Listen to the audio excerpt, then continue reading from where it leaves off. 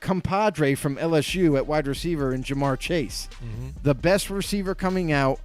For them to be paired once again in Cincinnati, the chemistry is already there, and I know Joe Burrow would be extremely happy with that pick. So because of the moves that they made on the offensive line already and having Jonah Williams return from injury, I feel like that might be a possibility for the Bengals, is to bring Jamar Chase back home with Joe Burrow.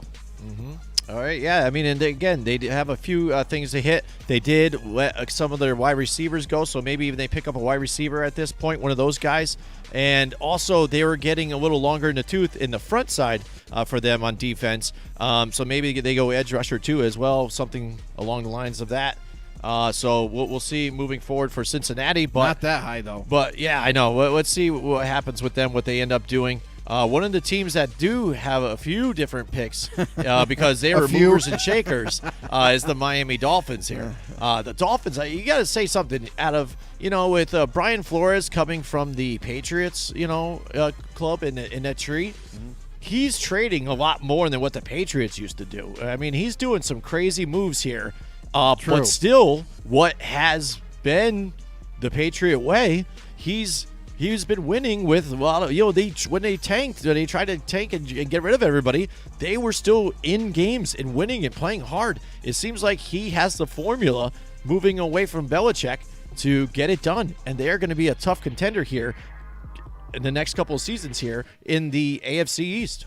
Oh, definitely. And you've seen what they've done even this past offseason. They bring in a guy like Will Fuller to team him up with Devontae Parker and Preston Williams. Now you've got like a three-headed monster at the receiving core. As long as everybody stays healthy, that this team is going to be pretty dangerous on the edges. And when you bring in a guy like Will Fuller with his speed, but again, all these players.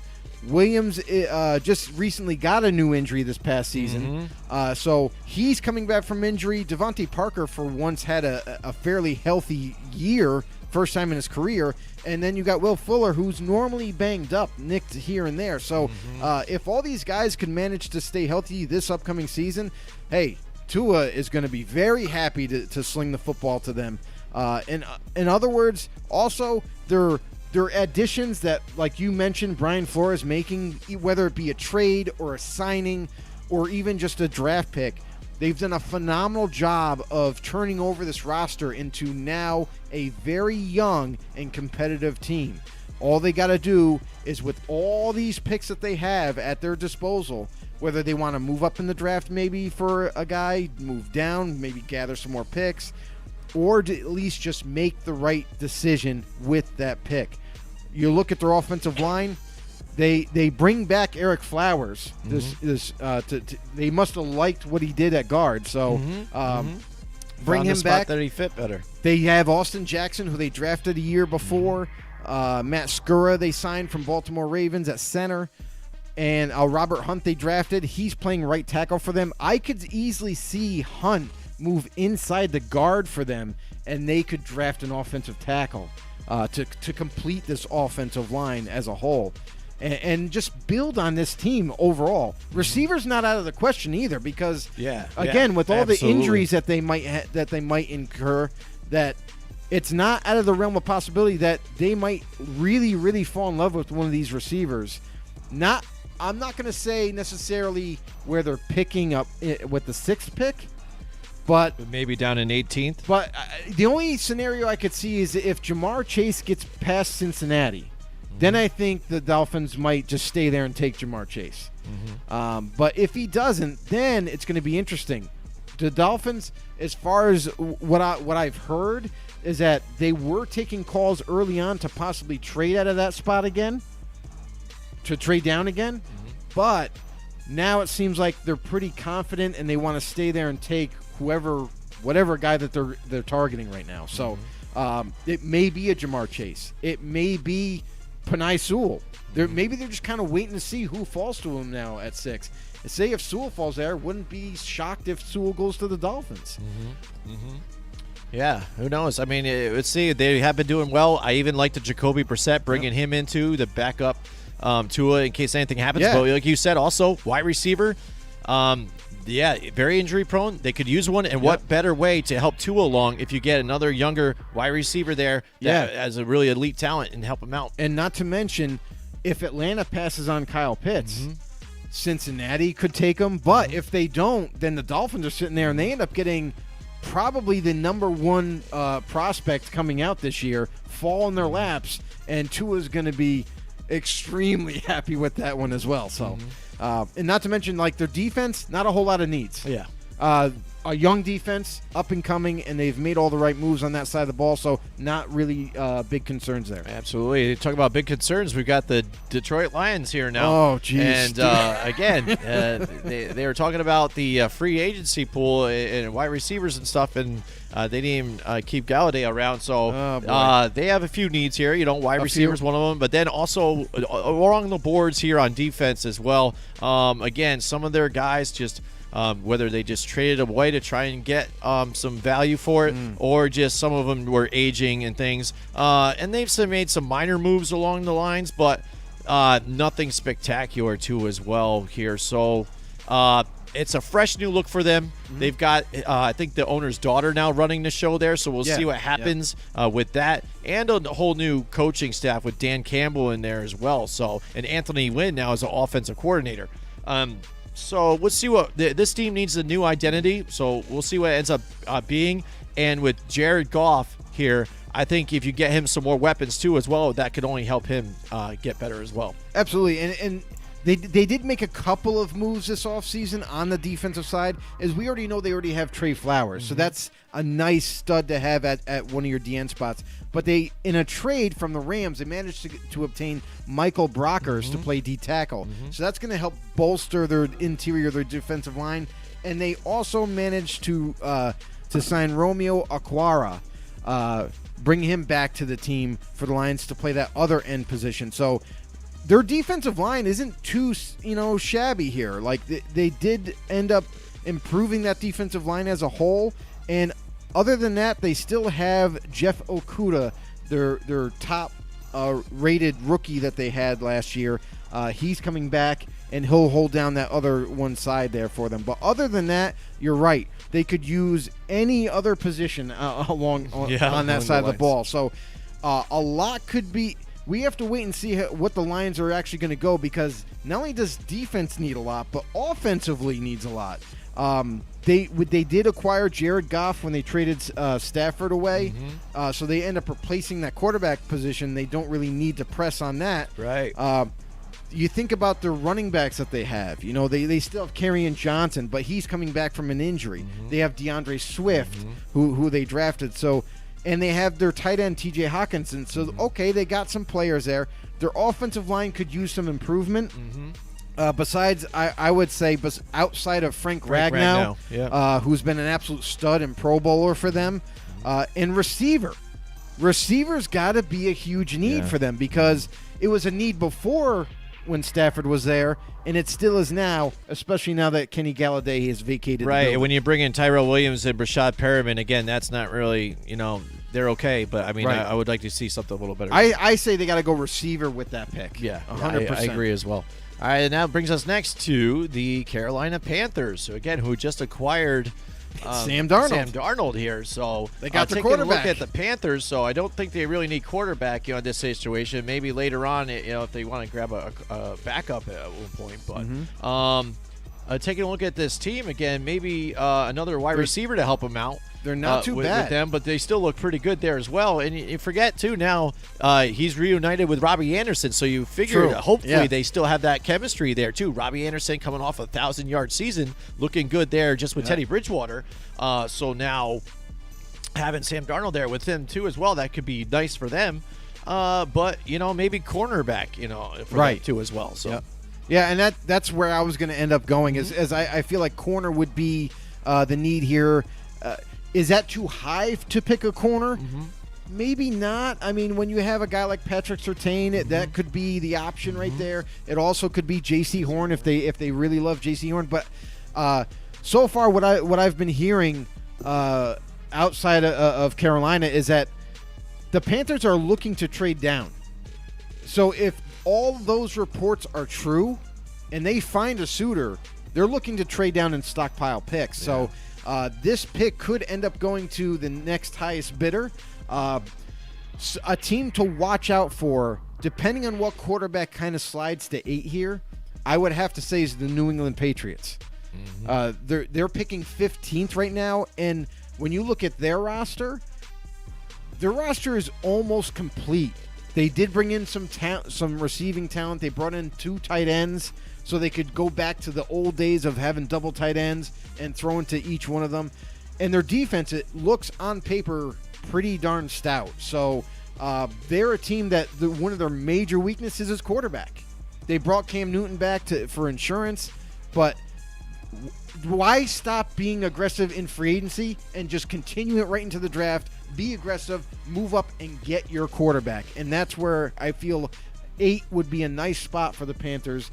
They would still have to give up more compensation than what they normally do, but they end up getting their guy at 8. The Patriots go in there and snag it? Yeah. And again, when you go and spend the money on the free agents, if you get the quarterback that works out for you, you're getting him on the cheap right now in his rookie deal. So what a better way to do it at this point for them. Right. Because, again, we saw Cam Newton is not the answer for them. Maybe he's good for them for right now, but it was not the answer for them. Yeah, he's year. definitely just an insurance policy. Absolutely. You know that. Yeah, absolutely. So here, moving next on to the Denver Broncos here, Joe. Again, we're hearing that they just are not sold on their quarterback even too after all the things that they've been through. And I would say on defense, I like they probably Drew need Lock. help I as think well. you should be a Bronco for life. Yeah, I bet you do. I do. Drew, you're okay. Just keep doing what you do, buddy. He looks like a lot. I can't get it out of my head, but he looks a lot like the guy from Entourage. That he does. What's the doesn't guy? he? Yeah, the guy, his agent or whatever. Not Ari, but the other guy. Yeah, I can't remember. I've seen that show a little bit. I can't remember names, so I'm terrible. All right, but anyway, so let's go with the Broncos here. Let's talk about their needs. So, need is a quarterback. That is one of the needs. Yeah. It's probably receivers definitely out of the question. They don't really need a receiver. Definitely not in the first round. If they wanted to grab one later on, possibly. They have their running back, in Melvin Gordon. Their offensive line. Now, this is where I would say offensive line and quarterback to me are the biggest needs of all. If by some odd chance Penei Sewell happened to slip to them, it has to be the pick. Or Rashawn Slater, if he's there, has to be the pick. Offensive line, you should be taking if there's if there is a high quality talent at offensive line, whether it be tackle, guard, what have you, and they are there for you, and that is a need. That is one of those positions that you can take with absolute confidence. And 9 times out of 10, they end up panning out. They end up being that guy that you drafted and thought they would become a Pro Bowler. So Broncos, to me, has to be either quarterback if the right guy falls to them, and if not, you should go right and attack that offensive tackle position. Yeah, I can agree with that one too as well. Offensive tackle, that's the way to go for them too. Again, get that protection. All right, so moving on next to is America's team, the Dallas Cowboys. All right, the Cowboys, again, I think defense, they've got to go absolutely defense on this in the draft, at least around or tackle again somewhere. They need that offensive line as well. Offensive line.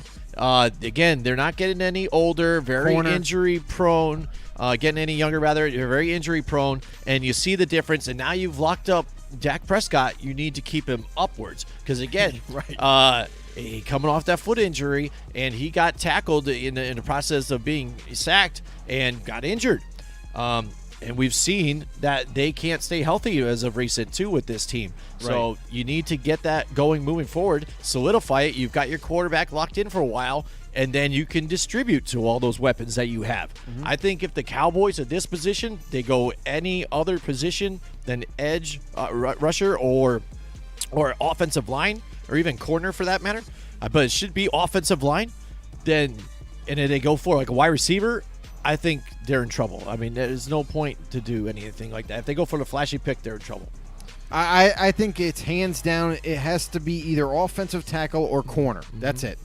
Because there's nobody else. There's not even an edge rusher right now that is moving up the boards high enough to be able to be considered at 10. Unless My favorite edge rusher right now is Jalen Phillips out of Miami. I think he's going to end up being the number one defensive end in this draft. We'll have to wait and see, obviously. But for the Cowboys at 10, if that's where they stay and they pick, it's got to be Patrick Surtain. It's got to be either him, and if Surtain happens to be gone, it's got to be J.C. Horn. It's got to be one of those two guys at cornerback position. You're getting an absolute elite stud at that position. And if not those, you have to turn gears and go to that offensive line. Forget what Jerry Jones is saying right now. Jerry Jones is starting to scare Cowboys fans because he is all giddy and excited for Kyle Pitts. He's talking to teams and possibly thinking about maybe trading up to get a guy like Kyle Pitts. I don't care how many receivers you stack onto this team, Jerry. Yeah. That's not going to protect your quarterback. He's going to end up getting hurt again. And also, if you got nobody to block and create holes for Zeke, it makes it harder on the offense. So, I mean, either target defensive a cornerback in the first round, or you have to go and help protect your quarterback. Quit worrying about these wow trades and these wow picks because you're in love with the immense offensive talent that Kyle Pitts brings you.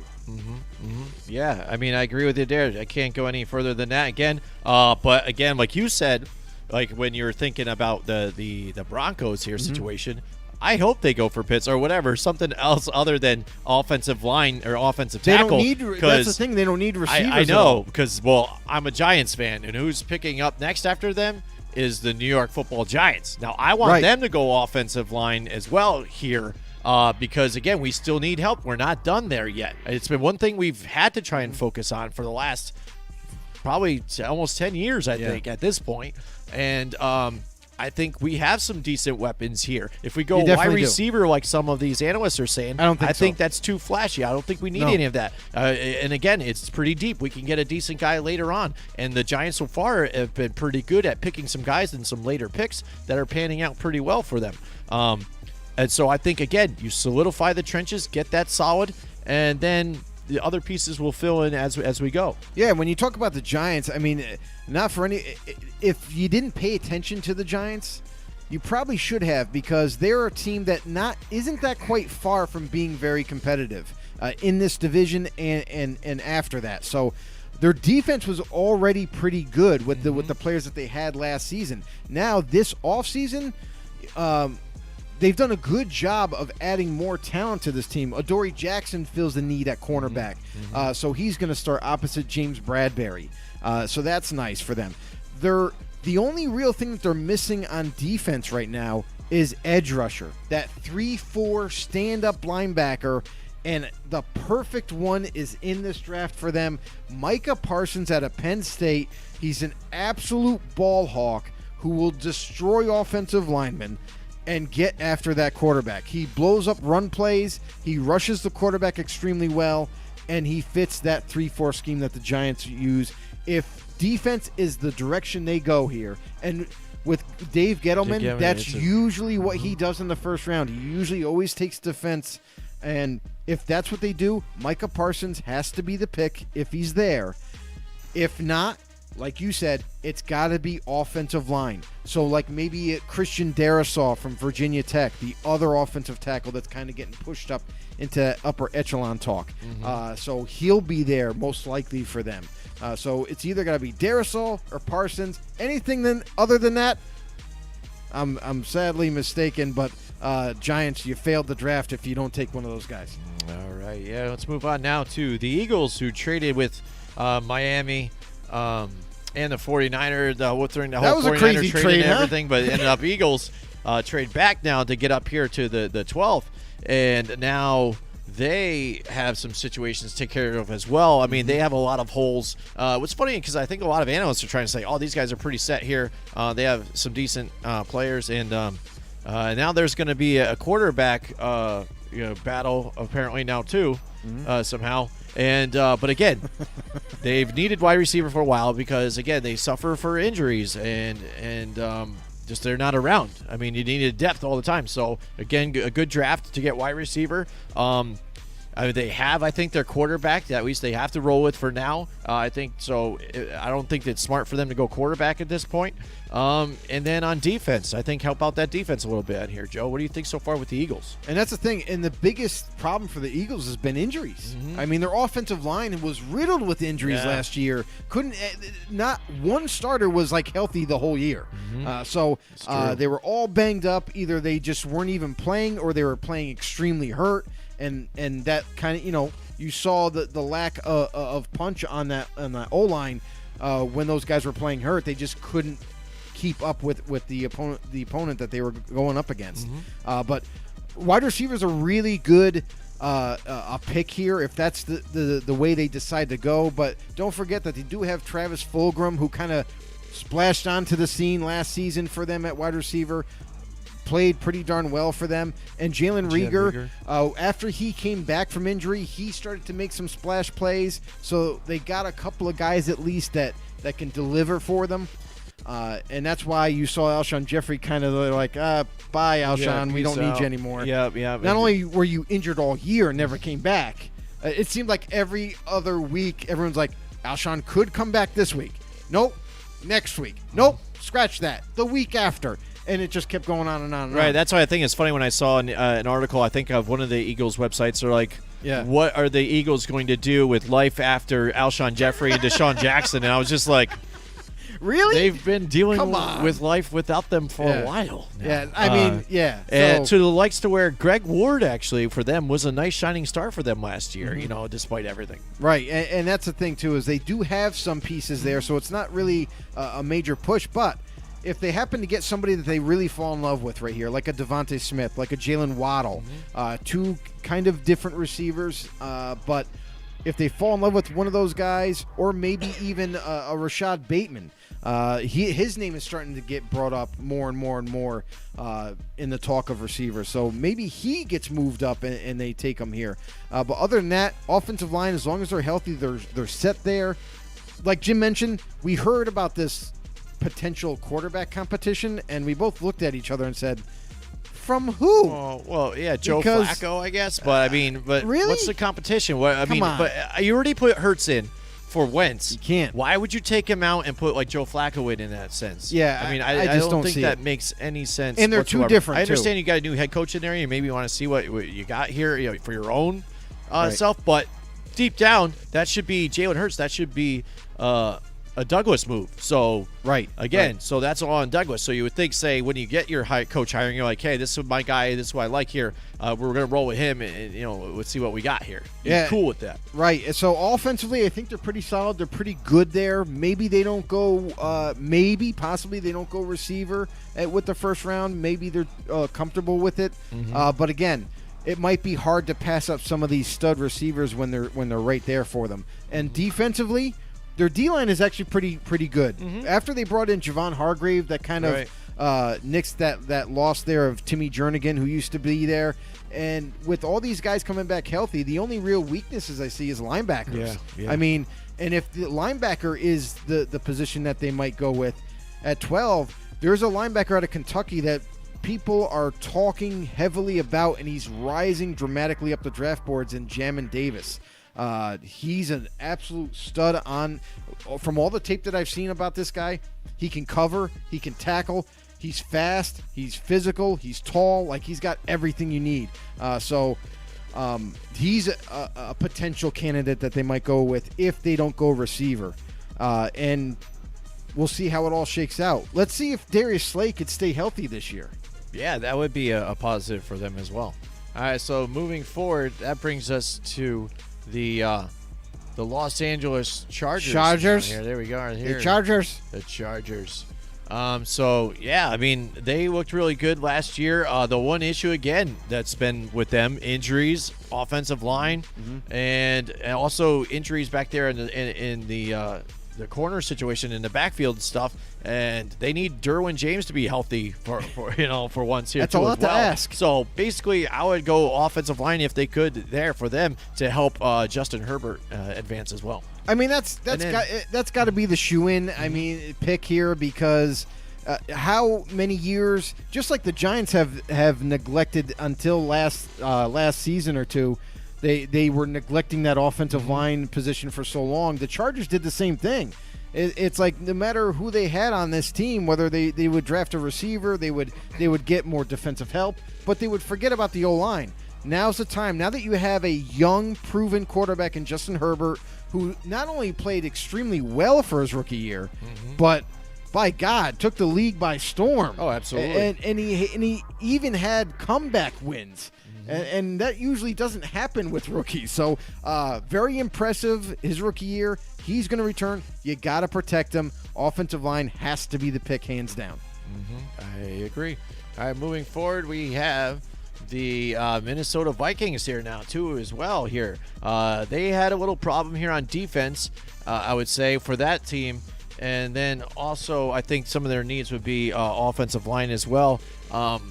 They're in I think a pivotal moment here for that team of where they're headed. Kind of, I think they're north or south here. They're on that cusp here with the whole Kirk Cousins deal and things like that. So I think they're hoping to try and retool and stay and get there with Cousins as they have him, or else they might have to go in a different direction. Yeah, and one of their big needs right now is D-end, right? So for this pick right here, I know a lot of mock drafts, they kind of have Kwity Paye out of Michigan going to Minnesota here.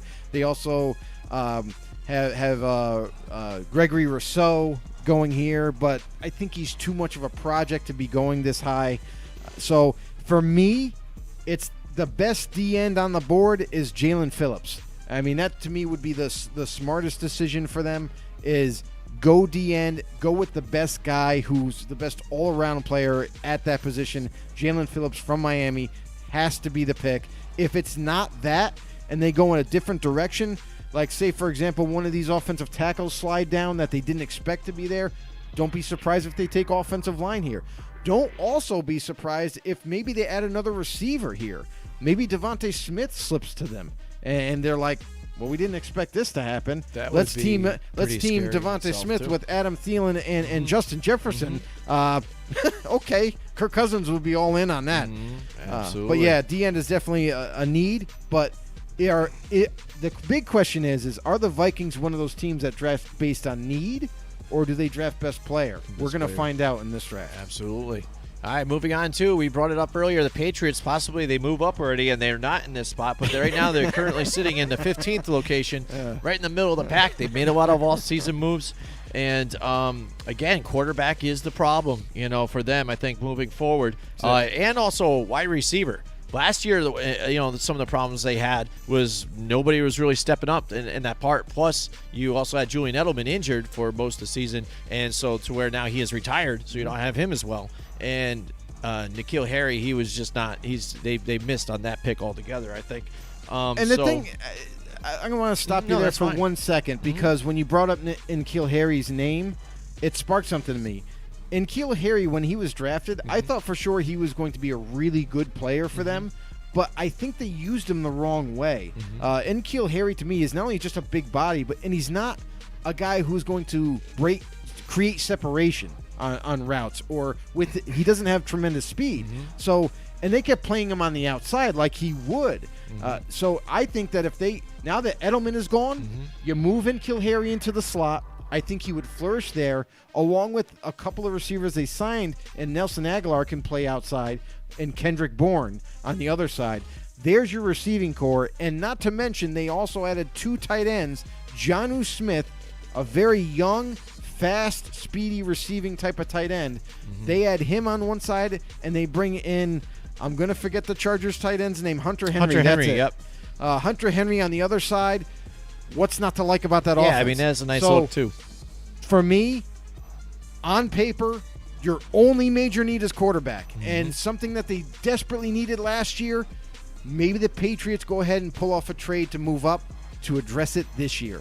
I think that has to be the pick. But if they end up can't get a trade done, can't get a deal done, their guy is gone at quarterback, and they're sitting there at 15, they're definitely going to be hoping that Micah Parsons falls to them. If the Giants don't take him, this is another possible pick at 15 with the Patriots where he would fit perfectly in a 3-4 type of scheme, like the hybrid defense that they run. Parsons would be a menacing animal on the field for them. All right, so that's the Patriots. Moving next is the Arizona Cardinals now.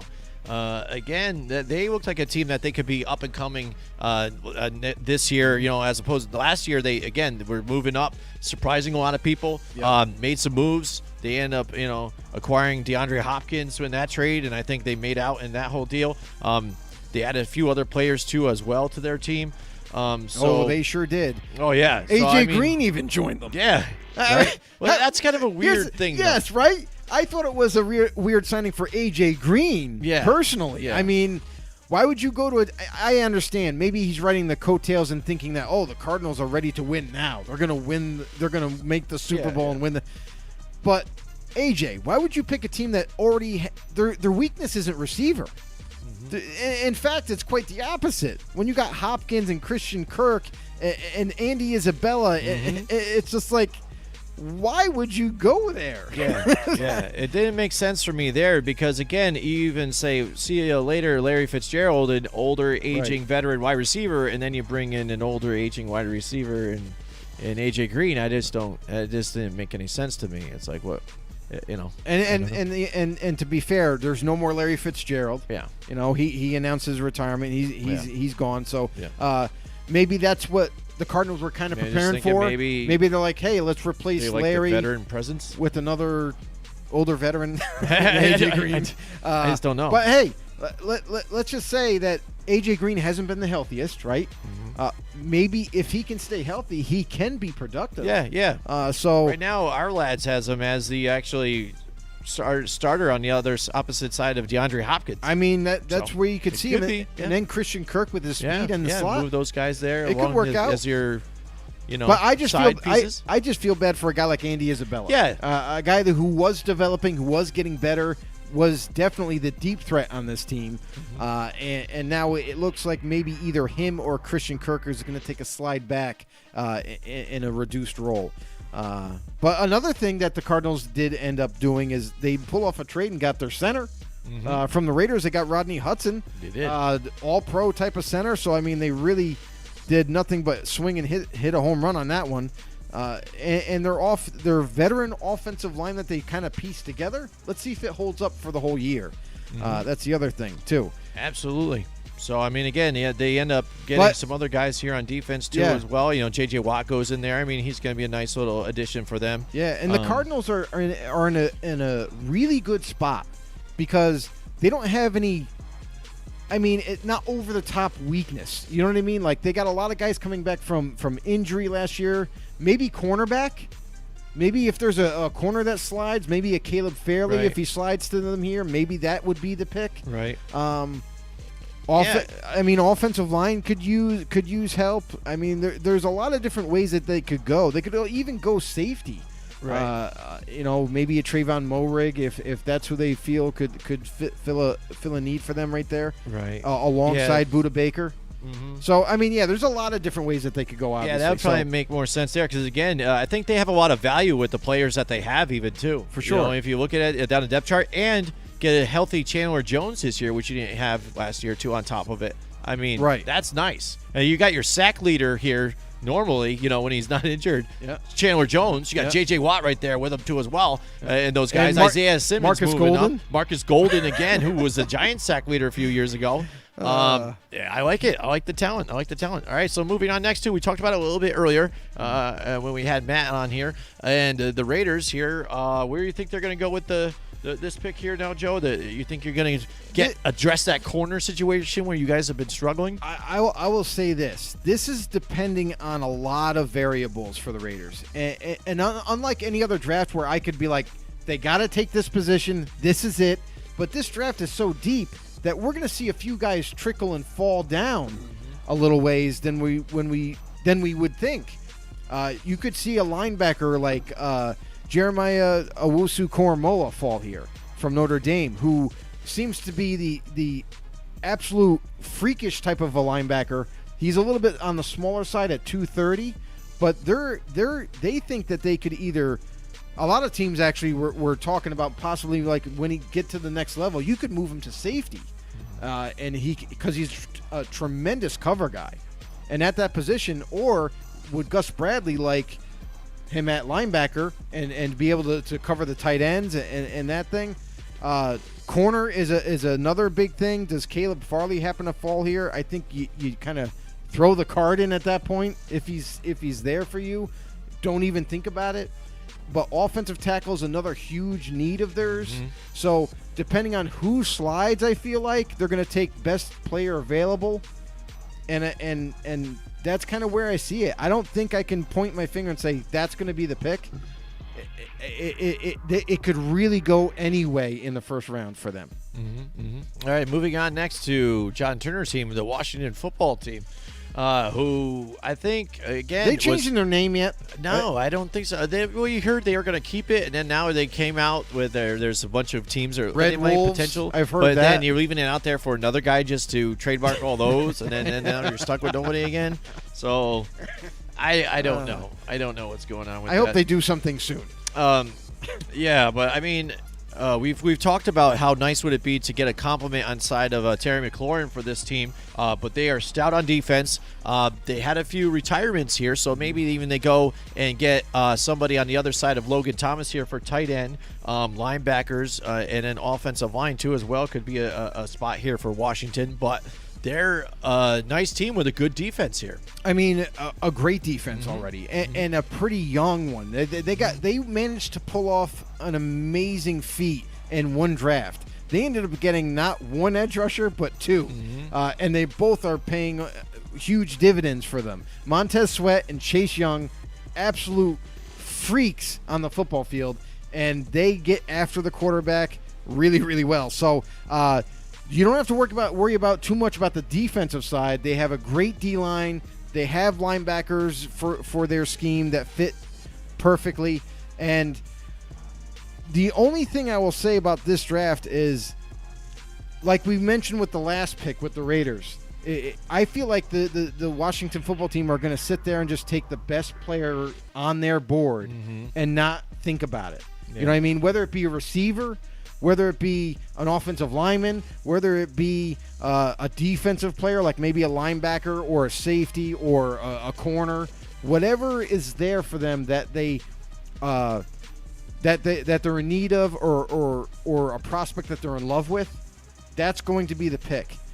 So they could go in any direction. Now, as far as receiver goes, they got Terry McLaurin. And they did end up snagging Curtis Samuel, from the Carolina Panthers. So, but they don't have to stop there. Yeah, exactly. What if Jalen Waddle is there for them? Maybe you add him to this team and really make this offense kind of scary. You know? Right. Now, what do you think about if he slides this far?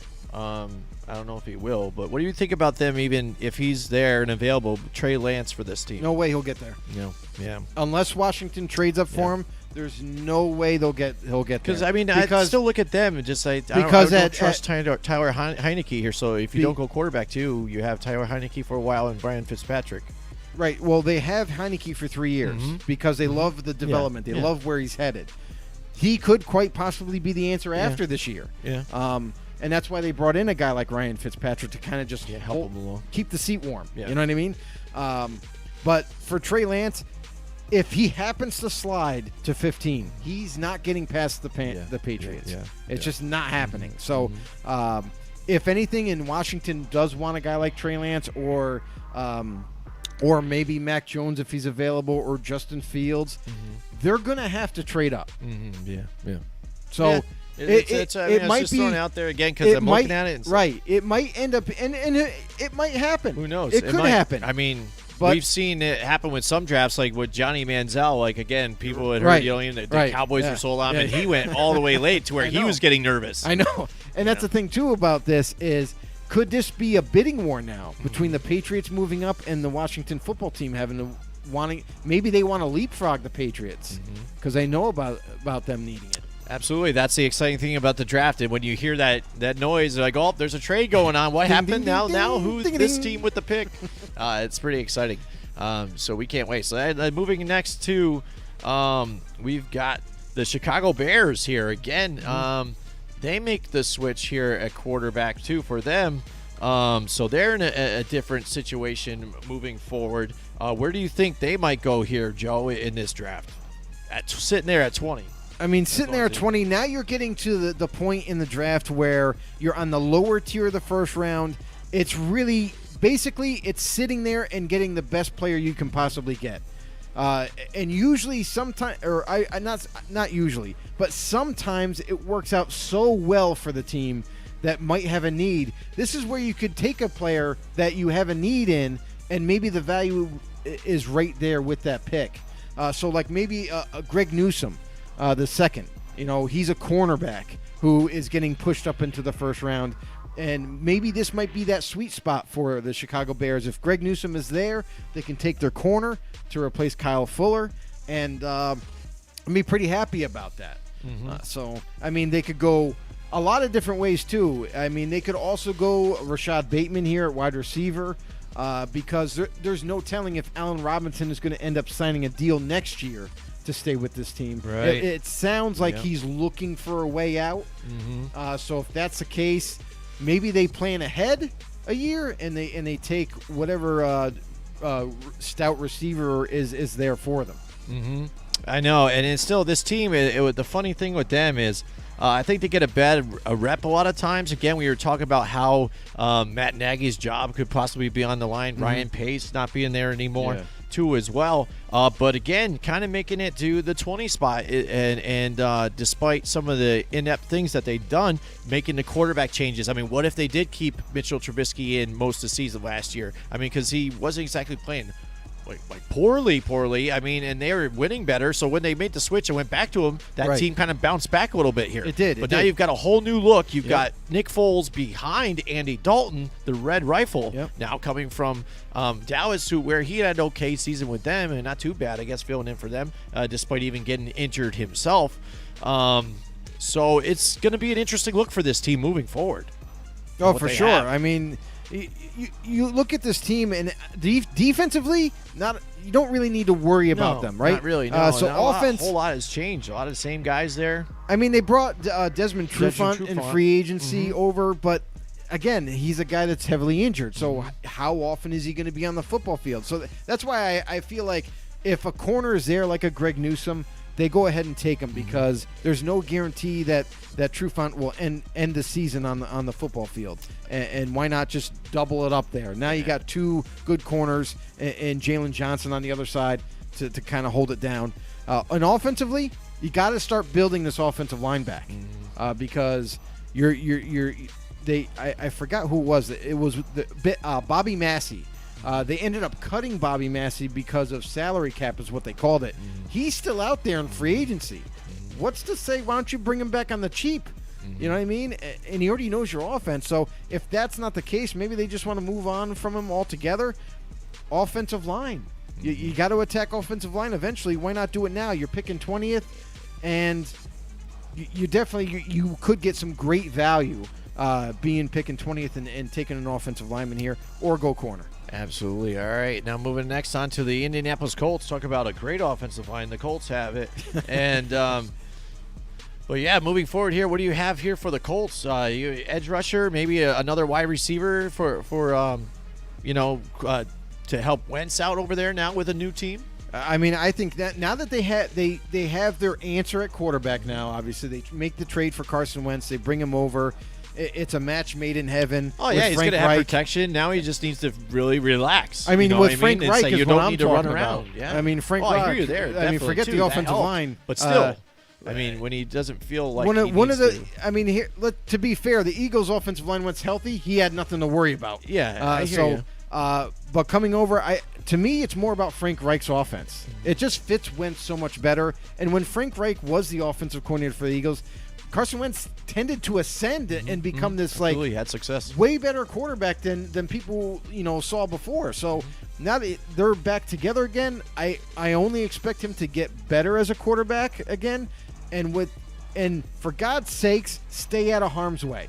I mean, that's one thing that Frank has to drill in his head and say, do not take the hit, slide, get out of bounds, just don't take the hit. And that way he can last longer on the football field. But, yeah, for me, it's got to be wide receiver all the way.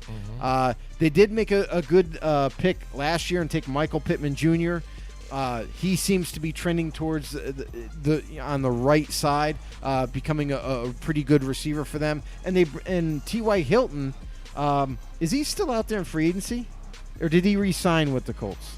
I can't remember. He's still out there. I don't think he re-signed at all. Yeah, I just so right there and then, if T.Y. isn't on this team right now, then you know that wide receiver is a major need. He is, yes. Yeah, I thought he signed back on the cheap. Yeah. So he's still there, but that's still a major need. Mm-hmm. So their offensive line is set. They got their running back. I mean, Jonathan Taylor, Mm-hmm. and they brought back Mack to be the Mack, backup. You got Naheem Hines there. Yep. Naheem Hines, like Jesus, like their offense is really good. The only thing it's missing is wide receiver. Mm-hmm. Mm-hmm. I agree.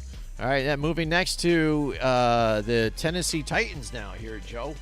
I think you've been kind of banging on the Titans for some of the things that they've made on defense and letting guys walk or just not having the depth there. What do you think? Do you think they go defense here, or what do you think? Wide receiver? What do you got?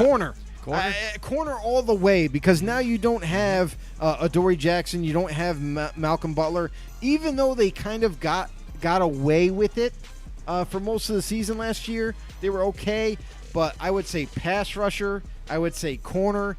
I would say pretty much anything on defense. Mm-hmm. They still need defensive tackle besides Justin Simmons. They need that edge rusher. The linebackers that they haven't really put too much in terms of accountability on the football field. So I still think that they're in need of defensive players overall.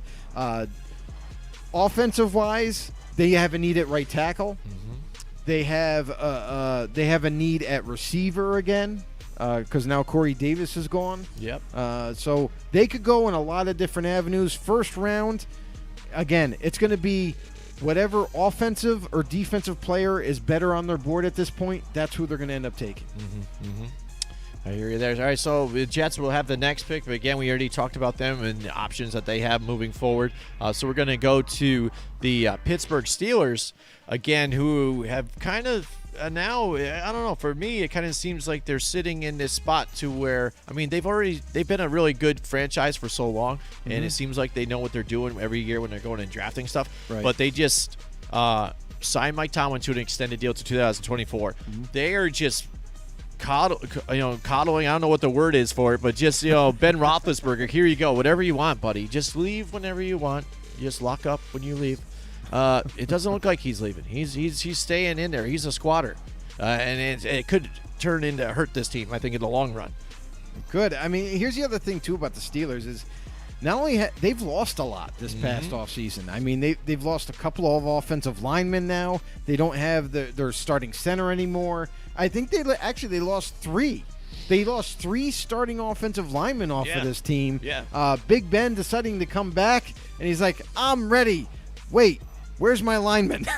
Was it Alejandro Villanueva is taking a visit over to the Baltimore Ravens, so his left tackle could be gone, his guard is gone, his center is going to be gone. Like, what is that? David DeCastro still and Dotson. That's it. That's it. Yeah, all the so rest are new guys. What does that show you? You need to protect him. Yep. It's got to be offensive line, and we all know that this draft is deep with offensive linemen, so they could be okay if they happen to not take an offensive lineman in the first round. But another thing that they're going to have to find is that edge rusher that they once had. Bud Dupree is not there. Now he's with, I think, Tennessee. Edge rusher has got to be a need as well. So maybe you could roll the dice on maybe a Kwity Paye at this point. A guy that is freakishly athletic for his size and everything, and have him stand up on the edge and become that next pass rusher for them. Other than that, you got Elijah Vera Tucker. His name has kind of been thrown out there. He's seen as a guy that can play offensive guard and tackle. He's played left tackle in college. He's played right. He's played guard. He's played all over the place. So if Elijah Vera Tucker's there, which, again, he could also go to the Vikings, Elijah Vera Tucker. So if he happens to still be there and teams have passed on him, the Steelers would have to throw this card in immediately and get Elijah Vera Tucker from USC and just nail it right there. Yeah, I think they've got to go offensive tackle or offensive line all day long, just because, again, you're dealing with Ben Roethlisberger, older, not as solid as he used to be, very injury prone, and that was some of the problem that they had was quarterback even, and drops by Deontay Johnson. Yep. You know what I mean? So things like that. Besides that, Chase Claypool was a nice addition for them last year. You know, was their big deep threat and stuff like that. But they needed to clean up some of that. I think they need to address that. And then I think their running back situation is even fine. They could use somebody else possibly, but I think that has to do mainly with their scheme that they were doing. It did seem like they didn't go to the well enough to help out that.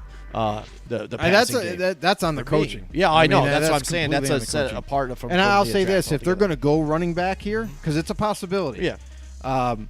Their style of running back is Najee Harris from Alabama, hands down. Physical guy, can do everything you need him to do, and he would be the epitome of a Steeler running back. So definitely would be my pick. A lot of people are kind of pushing up Travis Etienne from Clemson, who's more of a shiftier running back, guy who has a lot of speed, makes people miss, is more of seen as a receiving type of back, but definitely has to be Najee Harris.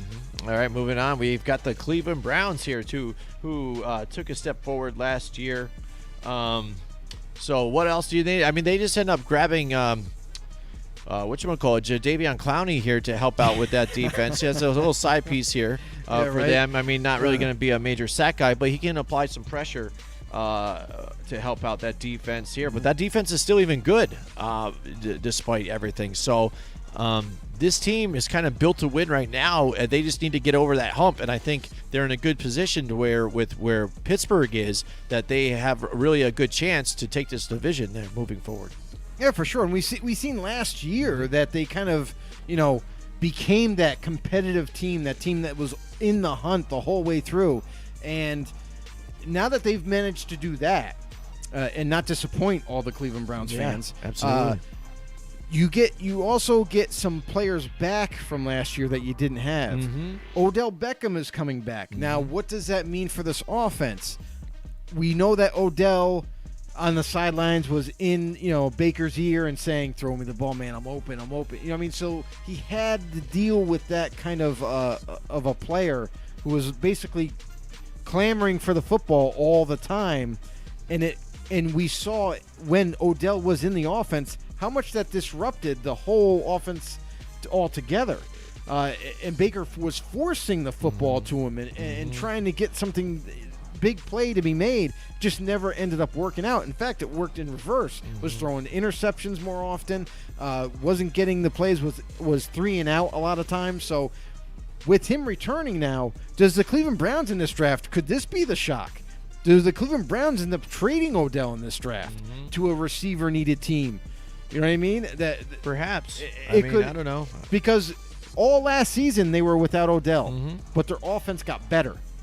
So when that happens, you got to sit down and think about that. Yeah. And unload that money and just make it happen. Well, Get it's more even draft a picks. change of the offense too. I mean, Kevin Stefanski, what they were doing, you saw it early on, especially in the preseason. You were hearing out of camp that they weren't mixing well, they were missing a lot of things, this, that. But it seemed like as the season got through, they gelled together, were running the ball efficiently. Nick Chubb, a major part of this team. And then even having Kareem Hunt on the other side. So, I mean, that makes all the difference in the world to where Baker Mayfield can come out of rollouts, out of play action, and make some plays happen. So for them, again, I mean, like you said, they have a lot of options here. So why not? Maybe to use him as a trade bait and move into another spot, get another elite position, and help them moving forward. And it's not offense. I mean, offensively, they don't need anything. So I don't see them even attacking offense in the first round. I say they sit back and they just wait for the best defensive player available for them, and they just take them, whether it be a safety. I don't think they'll go corner.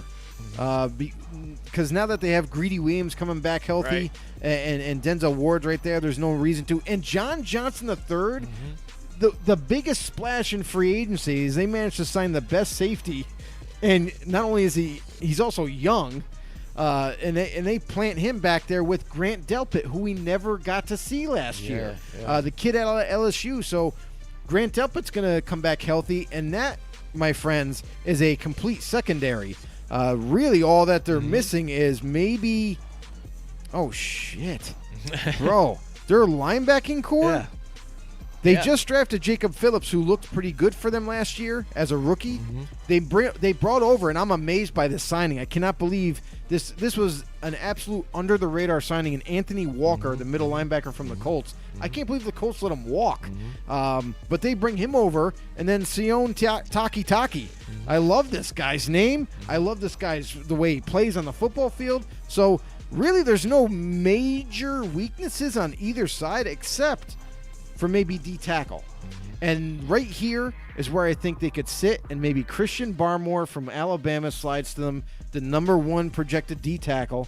Maybe he slides to them right here, and they take Christian Barmore. There you go. Now moving on to the Baltimore Ravens, again, who made a long push here in the playoffs here. Lamar Jackson coming back from the poopy game. A lot of things happen there. And again, one thing, the complaint they've always had, what other wide receivers do you have to give them? So maybe they go wide receiver here. And possibly somebody else on defense, offensive line. Joe, what do you think? Where do you think the Ravens might go here in this situation? I mean, for the Ravens, their biggest need, it's not even a secret. Everybody knows receiver. Everybody knows it. Although they are going to have to contend with their right tackle, Orlando Brown, who basically said he wants out of Baltimore. I don't know why. Yeah. He said that he wants to play left tackle, but he thinks he's going to get paid more by playing left. Right. But I'm sorry, Orlando, in today's NFL, the left and the right tackles get paid big money. So stay where you are.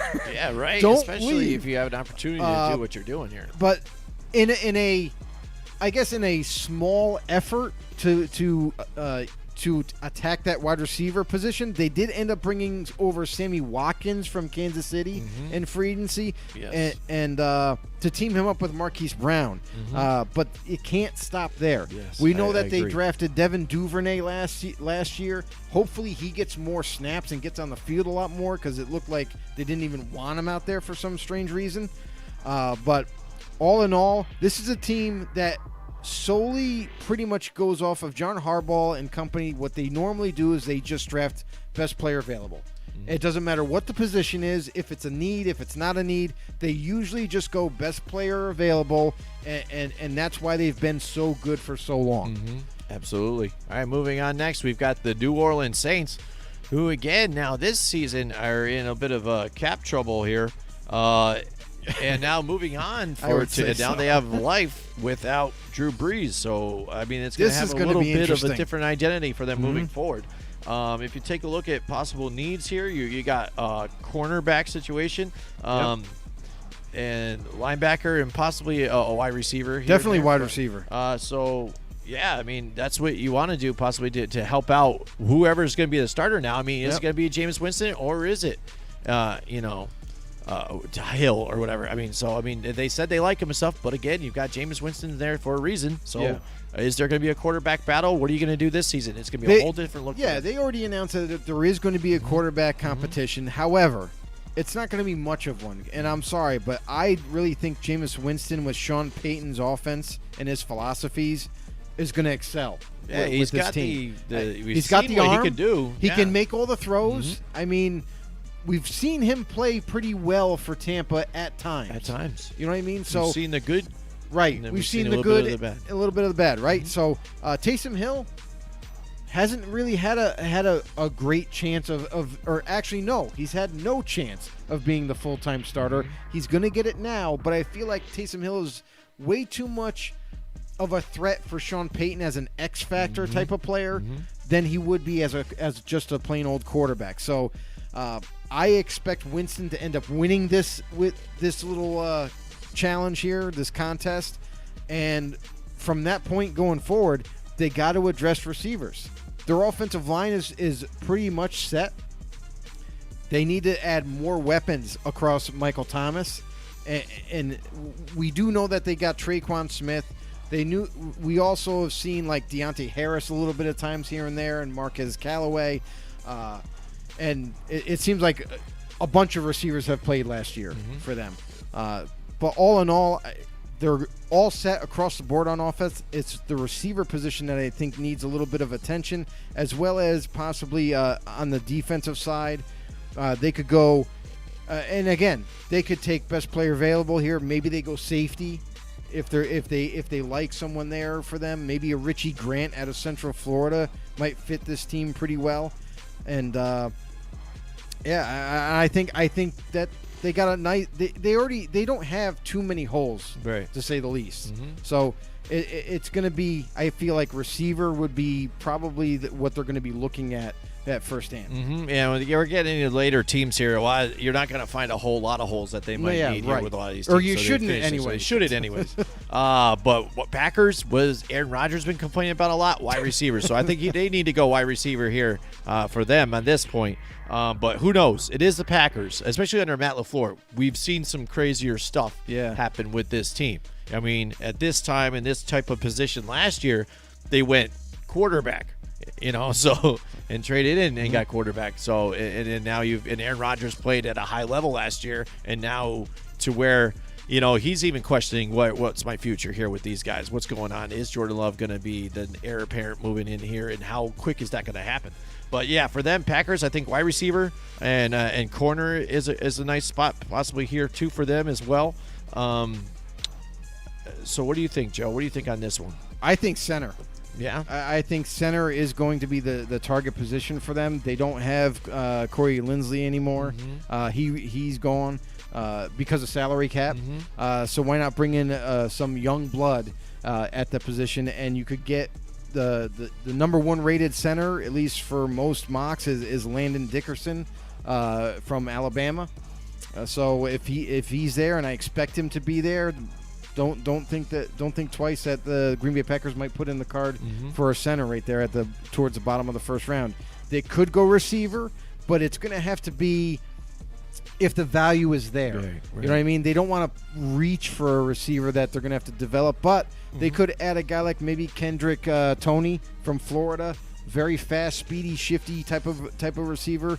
Might be a good complement to Devontae Adams on the other side. So that could be a possibility as well. All right. Yeah, so there's the Packers. Moving forward, we have the Buffalo Bills, who, again, was a nice story for the NFL last year. Josh Allen, Stephon Diggs clicking on all cylinders.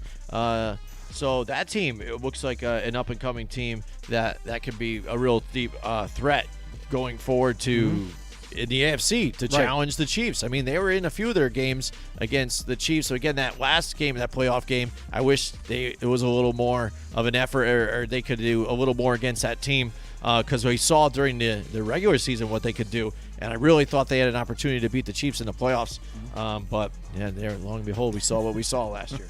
But, again, I think I like their defense. I think corner is a nice spot for them, too, to add on to the other side. Tre'Davious White, too, as well, is a nice spot for them. But where do you think the Bills should go? Honestly, I think they should go offense. I think they should go receiver because John Brown's not there. Yeah, he was their starter. So now maybe they're going to try out some of the young guys that they have, the young talent. But they could go receiver here, I feel like, and don't forget the interior offensive line. Maybe they go interior offensive line as well, depending on who's there for them. So, yeah, I would go receiver in the first round. But, again, like we mentioned before, some of these guys are going to get pushed up into this first round, but then it's going to get to a point where they're going to be like, is this reaching if we pick this guy because he could definitely address a need, or do we go with the guy who – is higher rated on our board, which I feel like that's what they're going to end up doing. All right, moving forward now, too, we have the last two teams here, and it's going to be your Kansas City Chiefs that were the defending champions, and then they got just destroyed in the Super Bowl against the Tampa Bay Buccaneers, just couldn't get it going. And why? Because of injuries and things and sickness and stuff on offensive line. Offensive line just not there. No. And that's the story, and that's where I think they need to go this year. You got to go. That's exactly where they got to target as offensive line. It's plain and simple for them. Yep. At this point, I feel like a lot of the tackles in the offensive linemen that we already named are going to definitely be gone. But maybe Kansas City looks for a guy like a Dylan Redunds, or if Tevin Jenkins happens to slide to them, they could go with that pick. Also, another one to watch out for is Samuel Cosmi out of Texas. He's another one that's kind of in the top 5 of tackles being talked about. Alex Leatherwood out of Alabama is another one, but to me, I look at him, his body type, right? And he looks, I know it's going to sound funny, but he almost looks too athletic to be an offensive lineman. I feel like he's going to struggle a little bit in the NFL at tackle. For me, he's more a projection of a guard. So if that's a route that they want to go and fulfill an interior spot, maybe they go Leatherwood. But yeah, I think it absolutely has to be at some position offensive line. All right, and finally that brings us to the Super Bowl champions, the Tampa Bay Buccaneers. So they got no needs. They don't have any needs. There you go. So they get the luxury of taking basically whatever's there. I mean, honestly, I mean, you could take quarterback, but why would you take one this early to develop behind Tom Brady? Again, last year it seemed like they tackled all their needs they really needed, and then added some other, all they did was bring back everybody. That's it. In the offseason. So they don't have any holes. So it's like, what do you do with this some team? of the guys, it's almost like, why even add them? Like now they've added Gio Bernard now and for the running back situation again. But like, why? Why do you need him? You brought back Fournette. Yeah. You know what I mean? You have Ronald Jones III. Like, why do you need to bring Giovanni? I mean, good for Gio. Yeah, I why mean, not? He's going to play on a winning team. And that's the thing at this point when you're a team like that, and you have Tom Brady there, and now you've shown that you turn that team from missing the playoffs to that's full of mistakes, too, by the way. They were making mistakes. The defense and the secondary wasn't very good. Turn that team around. You have Tom Brady there. I wouldn't say they're not very good. Well, they're one of the better defenses. You're talking. That's what I'm saying. You're talking. Yeah, when they addressed it back when Winston was there. Now they've addressed it all. You have Tom Brady there, and now you saw he brought a championship just like that, the flick of a wrist, and now people were gonna go towards that, gravitate towards that. Oh, and everyone gravitates towards the winner. Better deals, so for sure. That's what happens. That team was built to win the Super Bowl. They just needed a reliable quarterback. And we even looked at it, even when Winston was there, they had a great opportunity to take it far too as well. It's just they needed to have the right quarterback in the situation and not have the 30 turnovers on top of the 30 touchdowns and the 5,000 yards passing. You know what I'm saying? Yeah, I mean, at this point, I mean, we really, of course, we don't know where a lot of these prospects are going to end up. Teams have their own draft boards. They're all different. So we're just kind of taking a stab at it. And, I mean, best available, it's hard to kind of nitpick here, but maybe they go edge rusher. Maybe they go Azeez Ojulari from Georgia, seen as one of the better edge rushers, definitely a top 5 guy. They could go a lot of different ways. Maybe they I don't think they go corner because they have 2 young guys there anyway. They got a young safety. Maybe D tackle because Vita Vea isn't the healthiest guy. He doesn't seem to stay healthy. So maybe they look to potentially add some depth there at D tackle. So there's a lot of different ways they could go. Maybe Jason Owe from Penn State, another edge guy. Kind of blew up on his pro day with running a blazing 40 for his size. So I don't know. We'll see what the Tampa Bay Buccaneers do. Yeah, they have a lot of options. They could do anything at this point. So there you go. That's a lot of the needs. Who knows? We'll see what happens with all that. Where do they actually go? So just popped in my head. Maybe a Nick Bolton, linebacker out of Missouri. That could be a nice pick right there. Yeah, I don't know, but build up that depth. We really appreciate you guys joining in with us tonight. Absolutely. Don't forget to hit the subscribe button here on YouTube. Search us on YouTube, Football on the No Show. Like us on Facebook, too, as well, Football on the No, /Jim and Joe on our page. And join our group, too, Football on the No Show. Now it's all open public, too, so anybody can join. Definitely. We're open arms here, and you guys post and whatever you want. Be interactive with us here. You don't have to just jump on our show and be interactive. You can be interactive all the time. Whatever you guys want to talk about. You want to make a with post? NFL. Something bothering you? Did a call not go your way and you want to complain about People it? Go love for to it. rant on Facebook, so just let it be on our group. I don't know. So why Maybe not? we'll think about doing a rant hotline or something like that. Yeah, perhaps. Maybe I don't know. after Sundays or something like that. I Yeah, don't know. so maybe you guys will rant because next week, is going to be the draft, and That's it. before we're going to do The night before, yeah. yes, we're going to work on and do a mock draft. So we'll go over our mock draft for you guys next week, next Wednesday. We'll have that out for you guys to check out and mock us possibly for it all. And then afterwards, we have the draft, and we're going to be going live, I think, for a little bit during that night. And then you guys can vent the next couple of days or so when you guys might have had a problem with what your teams have done. We got Stephen Bogucki in the house here. He says, is in the Jets, house. Jets, Jets. Jets. We got a Jets fan huh? in the house. Wow, awesome Jets fans in the house. I guess maybe besides Zach Wilson, where do you, as a Jets fan, Steven, what do you think? What do they do with that later on pick? Was it 25th, 23rd? 23rd. Where do you go with that? I mean, do you try and grab another wide receiver or something like that? Offensive line. Yeah, you definitely need that. You've been needing that for a little while.